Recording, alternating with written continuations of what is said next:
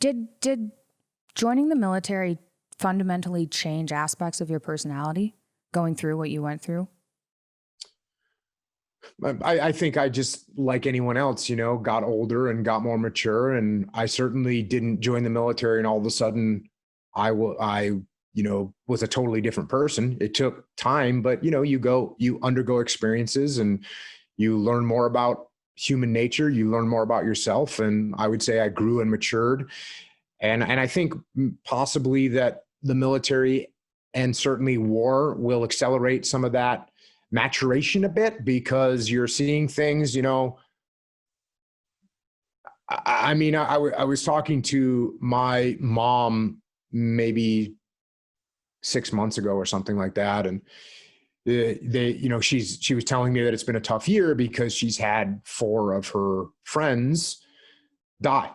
Right. And, she was just saying it's been a tough year. And I said, how old were they? And she said, oh, they were 75, 80 years old. And, I said, that's awesome. They got to live full lives. And for the last 2 decades, I've been saying goodbye to my friends that died when they were 25 years old and 27 years old and 32 years old.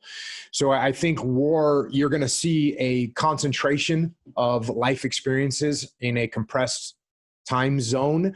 And so maybe it makes you mature a little bit quicker in some ways. And I mean, in other ways, maybe it keeps you a little bit mentally stunted in growth. You become a little bit institutionalized, and you have a mission. And that's when you're in the military, you have a mission, you have something that you're trying to do, you have a direction that you're going in.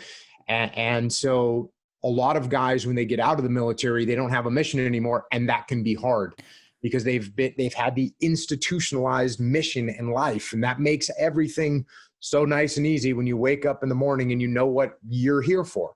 When you get out of the military, you wake up and all of a sudden you might not know what you're here for, and that can be a problem.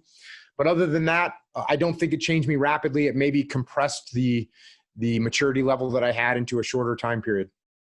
Yeah. I suppose it also gives you a bar of what bad is, because I think there are a lot of people, particularly now, because North America's been such a great place for a number of decades, that people don't know what suffering looks like necessarily. I mean, lots of people do in various degrees, but I suppose it probably gives you a low bar for identifying what real suffering is, which is probably helpful just to know.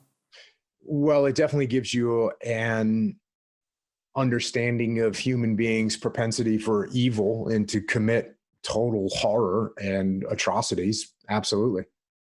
Which is, as you said, it's good to know that, because if you don't know that, then maybe you think you don't really need to protect yourself or your family or your community or your country from those types of behaviors. But when you see them, you think to yourself, yeah, we need to be on the lookout at some level.